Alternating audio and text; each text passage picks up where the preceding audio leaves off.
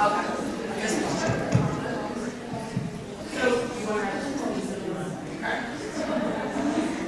Are we all ready? Well, good morning, everybody. Welcome to our very first daytime college panel session.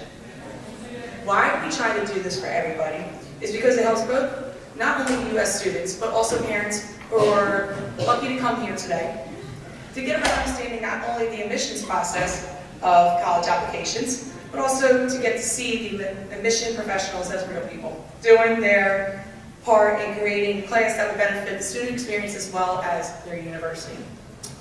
It's a good opportunity because not only do we have today, but we also have 2 other sessions in the future. In total, you should be getting to meet about 14 colleges and universities. So that's growing your experience, getting to know different schools. Just a quick reminder that I know that course selection has begun, and I would say a good half of junior students did register for Sign Up Genius to meet with me to do course selection. So make sure, if you haven't done that yet, please do so. Make sure it's on Sign Up Genius. So before we also get started, we're going to talk about Opportunity Camp. I know some, or if not all of you, I talked about it with during our one-on-one sessions. But we're going to talk about it more and why we think it's important for you to attend. So we also have here Lauren and Hannah, who were members of App Week last year, or over the summer. And I just wanted to give them an opportunity to explain what they thought of App Week, why did it benefit them, and maybe highlight some important information from what they received during that. So go ahead, you two. Hi. Hey guys, I'm Lauren. So we were both at the AA Opportunity Week, and I would say it really does help. I'd say the biggest thing is that I've learned is that you get all your college stuff done ahead of time, so when you enter the year, you're essentially a lot less stress-free. So it's like watching my friends around me, be like, oh, I need to look at XYZ school, or I need to do XYZ thing. I did it all in the summer, so it's like I didn't have to worry about it. And then now, or even in September, I was hearing back from schools already, so while I'm still undecided where I'm going, you basically just get everything done, and you could really just focus on your last year of high school and just enjoying it the most you can. Nice. For me with Opportunity Week, we kind of I have an older brother, so I've experienced kind of the college experience, but I didn't know a lot of the college terms, so financial aid and all the other terms. They gave us a little bit of a study guide just to give us all the stuff we needed to know. With financial aid, they were talking about there's different types of loans, there's scholarships, and which scholarships are need-based and all that. And also, I'm gonna be real with you, I didn't start my college essay until a little later than I should have.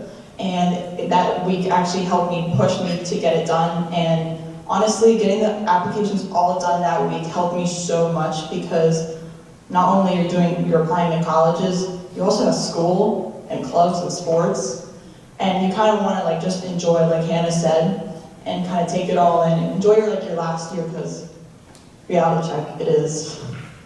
So kind of enjoy it, and I really liked it because I like to get it all done, and yeah, push me. We're going to put out some more information about Opportunity Camp later on. I think one thing that Marty, you found really interesting is when we flipped tables, they became admissions reps for an exercise. So you got to see what actually goes on with your application. So that was a bit eye-opening. They got to accept somebody, defer somebody, and unfortunately deny somebody, an applicant. So it just gives you another perspective when you're sitting there filling out all these applications, just another perspective on how the whole process works. So anyway, thank you both. Thank you.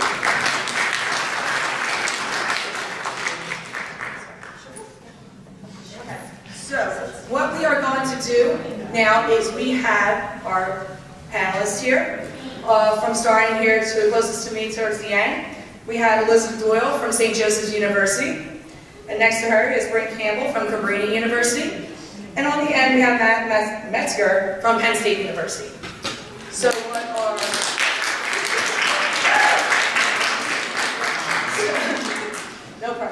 So what they're going to do, each of the panelists are going to talk about their university, and maybe they'll explain maybe some updates through the application process, share any information that might be very important to you, maybe some particular programs, whatever they can provide.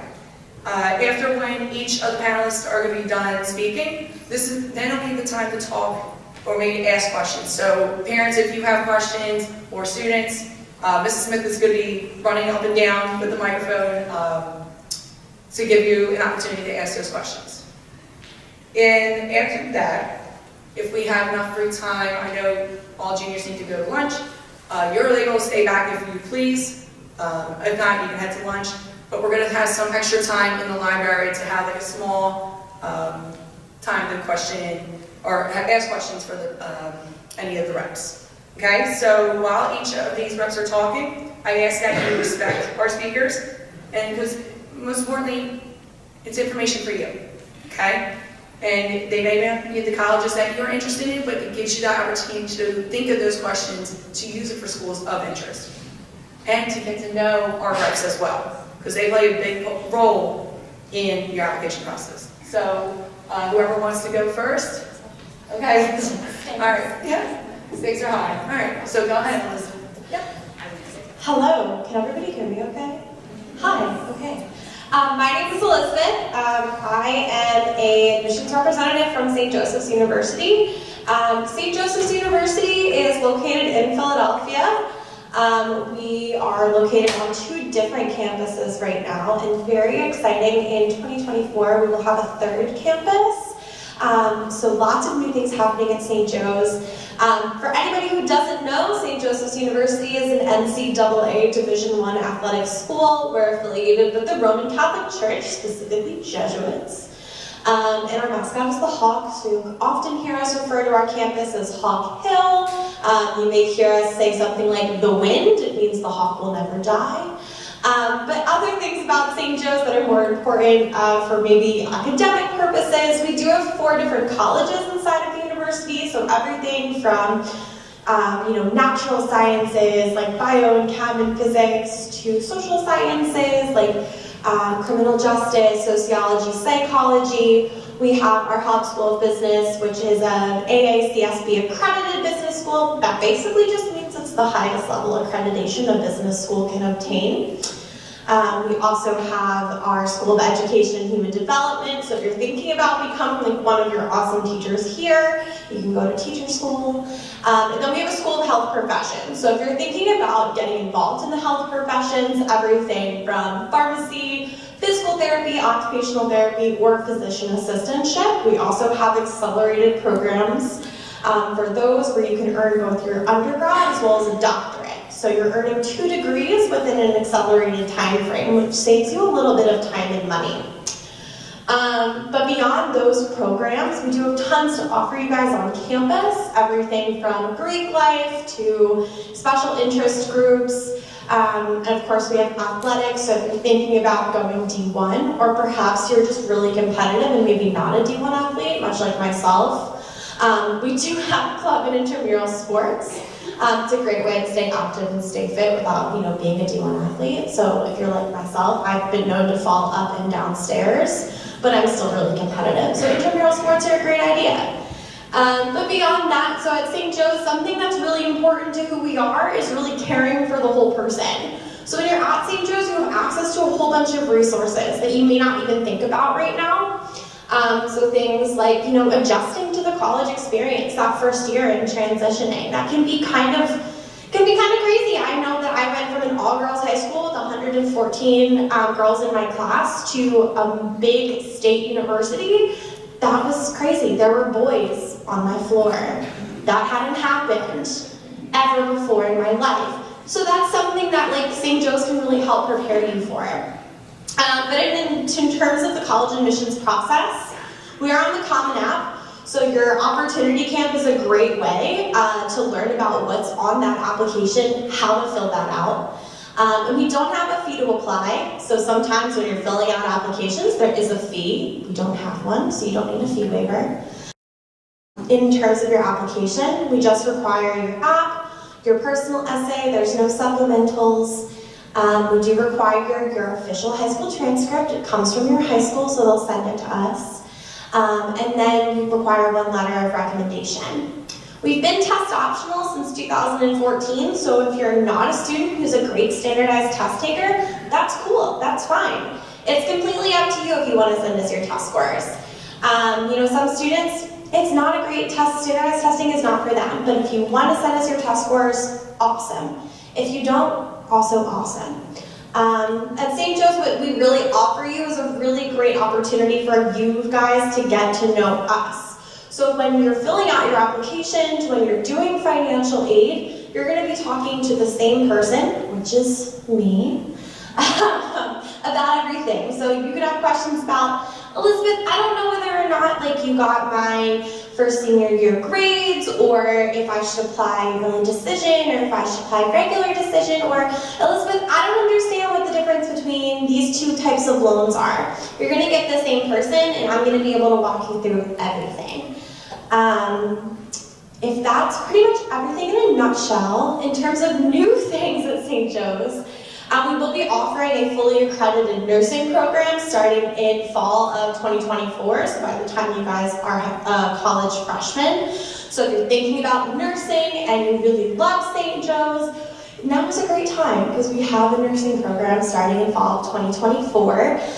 More information is forthcoming with that, starting hopefully sometime in the spring.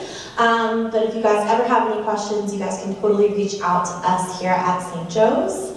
And that is pretty much my whole spiel in a nutshell, and I will pass it on to Cabrini.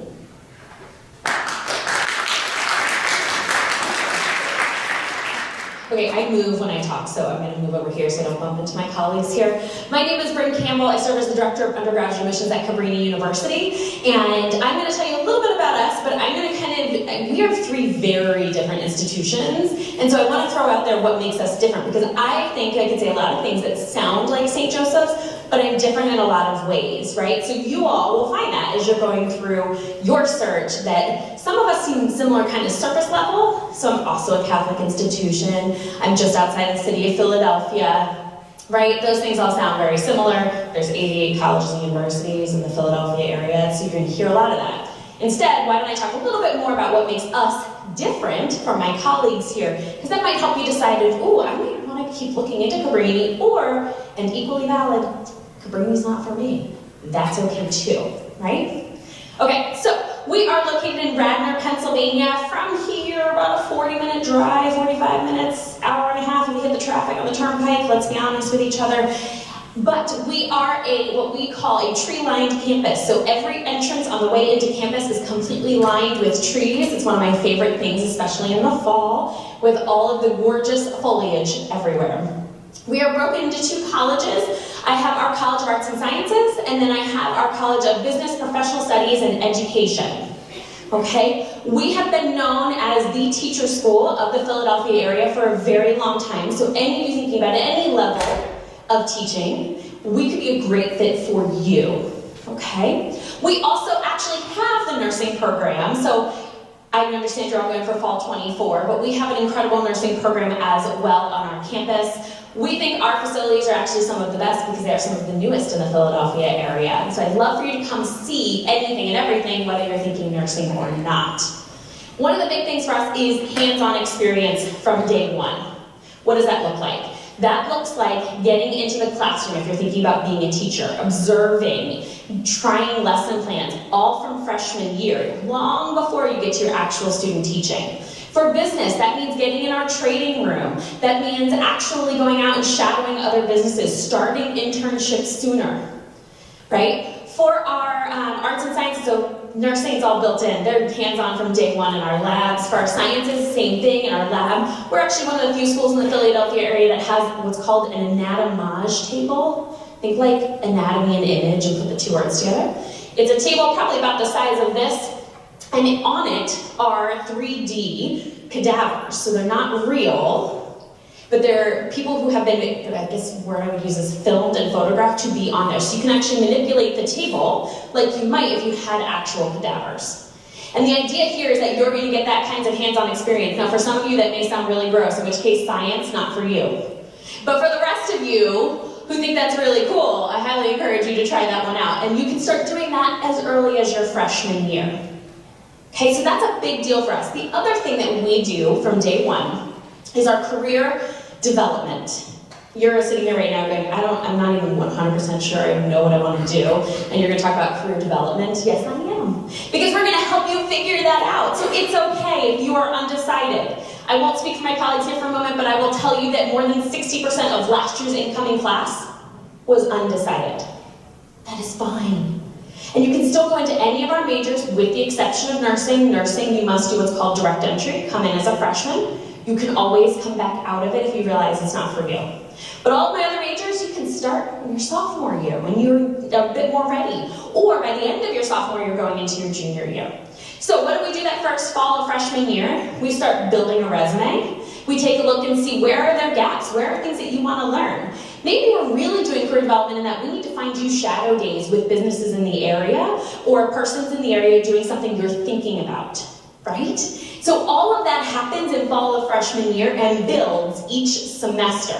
So by the time you graduate, your resume reads the way you want it to for that job. Which I'm going to tell you a little secret. Your parents' sole goal here is to send you to college so that you can get a career and move out. I'm just saying, they can nod, they understand, say, that you can visit, but they want you to move out. They want you to be independent, and they want you to find the life and the career that makes you happy. And that's our 100% goal for you. Okay? Ultimately, we call this education of the heart. So we are also a big social justice school. And what we want you to do is to take your education, whatever that is, to help someone else. Now, if you're an education major, if you're a nursing major, you can probably think pretty easily about how you're going to help someone else. But if you're a business or finance or accounting major, one of the ways you can help, we do, the words just escaped my head. Tax preparation, excuse me, that's what I was looking for. Tax preparation for those who may not be able to afford that service. So it's an experience for you and a resume builder, but you're serving someone else. We use our social media major to help create social media presences for small businesses in the area. All free of charge to them, builds your resume, but you get to help someone else at the same time. So it's literally built into everything that we do. You don't have to think about it, right? We're gonna walk you through it from day one, okay? All right. I've talked a lot. I can talk a lot more. Let me just tell you quickly about our application process because it's a little bit different from St. Joseph. So we are rolling admissions, meaning that our application opens August 1st, heading into your senior year. Hint, hint, that's right about when that application boot camp is that you're going to do here. Get it? Yes. So that application opens. You can apply as early as you are ready. We receive your documents. We need your high school transcripts. We need one letter of recommendation. We need whatever the essay is that you choose to write for Common App is all that we need.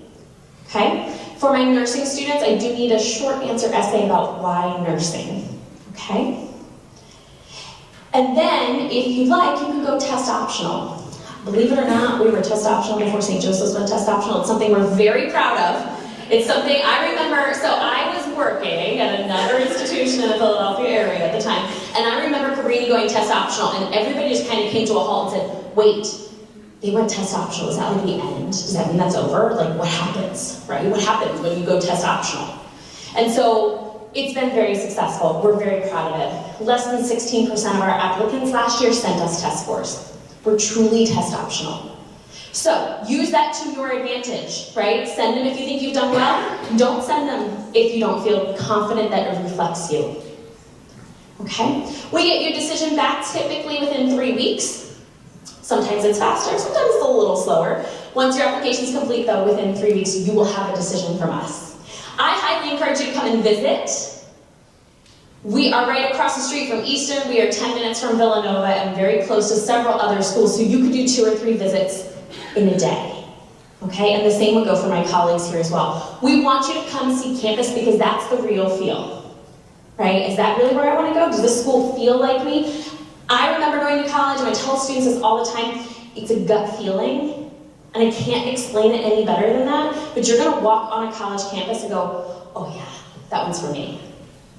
I cannot explain it other than that. I don't know if you all have the same experience, but when I was searching for colleges, I was like, oh, this one's nice. And this one's nice. These are are great. And then I got to my college, I wasn't even parked on the college campus, and I looked at my dad and I said, this is where I'm going to college. Of course, his sarcastic response was, better go, hope you get in. Thanks, Dad. So luckily I got in, and that is where I ended up going. But there is a gut feeling, and really, I can do all the things online, I can do everything, I've got all my materials back there for you, but until you walk on that campus, and that goes for any and all of your college campuses, you can start visiting now. It is never too early, okay? So I know you've got some days off coming up, feel free to come and visit. We're always there. We also don't close in the summer, right? So if you and your family are visiting somewhere and there's a school there that you want to see, go stop by. Stop by our campuses. We'd love for you to come see campus, because that in the end I think is my number one thing for helping you figure out where to go is to visit. I'm going to stop talking now, and I'm going to turn it over to my colleague at Penn State. Paige, what time are we done here? We might go overtime for the, before you start your lunch period, so just sit tight for a few more extra minutes, okay? I promise we'll go eat. Okay? What time would that be if we left on time? 11:15? You're good. Okay. I was going to talk about Penn State for about an hour, hour and a half. I don't know if you all have time for that. So, say that again? Oh, we don't have that? Oh, okay. I'll try it. Guys, my name is Matt Metzger. I'm the Director of First Year Admission at the Abington campus, which is your local Penn State resource. The beautiful way that Penn State is set up with 20 campuses across the state of Pennsylvania, it gives you that local resource. So like my colleagues who do travel around Pennsylvania and their staff travel around the country recruiting for their institutions, myself and my staff, my colleague Alberlin here, who's our Bucks County counselor, we only work with students from Bucks County. And we have a staff member who's responsible for Montgomery County. So there's no better way to make the Penn State process feel as individual than by assigning literally one person to all of you. So as my colleagues have pointed out, use us as the resource as you need to throughout the summer, and then obviously into your senior year. When I talk about the college search and selection process and about Penn State, I frame it in three ways. I call them the three fits. You can call them and refer to them works for you in your search and selection process. Those three fits are the academic. So what is life like inside the classroom? What are my relationships like with faculty? And what are the programs that I can connect to my professional, but more importantly, my personal interests? Once you graduate college, this 9 to 5 thing is real, right? There's nobody doing your dishes, there's nobody cooking your meals, unless maybe you're still at home with mom and dad, they're nice enough to do that for you. But the 9 to 5 thing is real. So you want to make sure that when you're getting up to do that, whether it's the job, or volunteer work, or graduate school, whatever that next step is, that you're enjoying it to the fullest. So we're making sure that our program connects back to that. The second fit is the social fit, the environmental fit. What am I doing for fun? How am I engaging outside the classroom? Do I want my experience to be Netflix and just hanging in my room? Cool, you can have that. Do I want to get involved or overly involved and really take full advantage of what the campus or an institution like Penn State has to offer? Great, you can do that as well. The third fit is the academic, or I'm sorry, the financial or the admissions fit. Okay? I'm going to touch on all three very, very briefly. I do hope that if you have individual questions or would like to dive in deeper to Penn State, just stick around. Myself and my colleague Alberlin, we're happy to stay for as long as you need us this morning, obviously going into the afternoon. When we talk about the academic fit, we have 20 campuses spread out across the state of Pennsylvania. That gives you all the ultimate flexibility to find the right campus for you. Maybe we want University Park, 60,000 students, Division I athletics, the big campus feel. Great. Who here, by a quick show of hands, knows right here, right now, I will be successful in a class of 300 plus students? Raise your hand. Okay, that's awesome. Why? Because again, your exploration and your search at Penn State could very well cross with a campus like Abington and still finishing your degree at University Park. Why? Because the 2+2 program allows you to start smaller, gain your academic foundation, and then transition in your major to the University Park campus to finish your degree. Now you all, or some of you might apply directly to University Park and get in and will do well, and that's awesome. Whatever you want your Penn State journey to look like, you can apply for that, and if it doesn't happen up front, It's not a no forever. It's just a different way to completing your degree. The 2+2 plan is completed by over 50% of Penn State graduates. It's more likely that you'll start at a smaller campus and then finish your degree at University Park than going directly to University Park for all 4 years. And that's okay. We want to make sure that you're exploring Penn State to the fullest, and we're giving you the opportunity to still earn that Penn State degree. Outside the classroom, Division I athletics, as you all probably know, at the University Park campus, football, wrestling, ice hockey, just to name 3 of them, all nationally ranked programs. You see them on ESPN all the time, so you know what's available at University Park. The greatest opportunity, though, exists at the Commonwealth campuses. A campus like mine and a handful of others offer Division III athletics. If you want to be competitive in your sport beyond high school, even just for 2 years, because you're doing the 2+2, you can do that. If you're looking at Abington for all 4 years, because we do offer 25 Penn State degrees, and you're a student athlete, great, you can do that. Across the Commonwealth, we have over 1,200 different student-recognized organizations. To be a student-recognized organization, you have to have a student executive board in place, president, vice president, and so on. You all have the opportunity to get involved in something like that from day one. Doesn't matter what campus, doesn't matter what organization. If it's important to you, and you want to impact that organization, do it. Because you have the opportunity from the moment you walk onto campus, and our organizations are connected across the Commonwealth. Thon, football tickets, other global programs, whether it's study abroad or connecting our students across our campuses, all have inter-campus events and ways to stay connected with each other. So again, you are not just one campus. It is truly one university, just spread out geographically across the state of Pennsylvania. For the admissions and financial aid fit, just some minor differences between our process and the ones of my colleagues. We do have some dates and deadlines that we want you to pay attention to. Just if you don't mind sharing a quick show of hands, if you're applying or thinking about applying to Penn State, who is considering University Park as their first choice campus? Okay, more than a few hands. The reason that's important, that early action deadline. We want to maximize our opportunity for admission to the University Park campus, and that starts with early action. Early action is a November 1st deadline, and it is a completion deadline. It's not just submitting the application. We need all of your academic materials in hand by November 1st for you to qualify for early action. This year, hot off the press, should be coming out like in a week in a formal announcement. We are extending our test optional policy for the next 2 years. So you all, as juniors and your sophomores, will have the benefit of test optional at Penn State, and we'll continue to evaluate moving forward. So by November 1st, all I need from you is your application and the self-reported academic record. The SRAR is the part that's the most different from my colleagues. We don't need your transcript up front.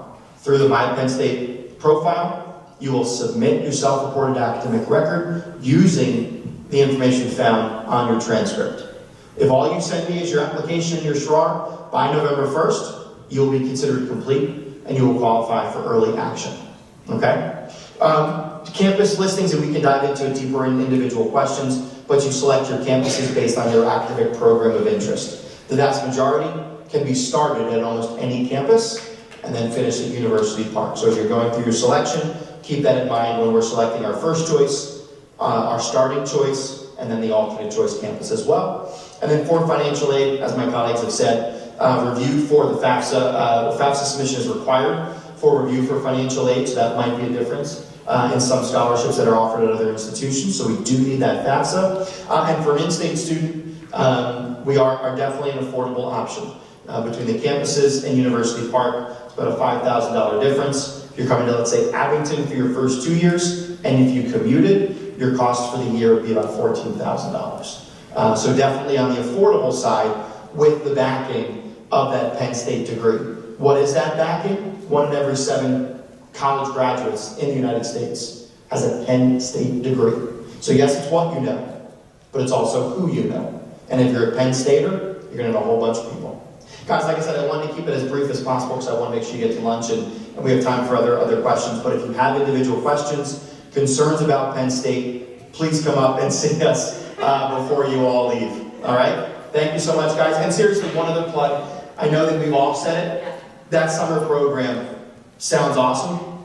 Anytime you have additional help with your application from your own in-house experts, please, please, please take advantage of that. Thanks, guys.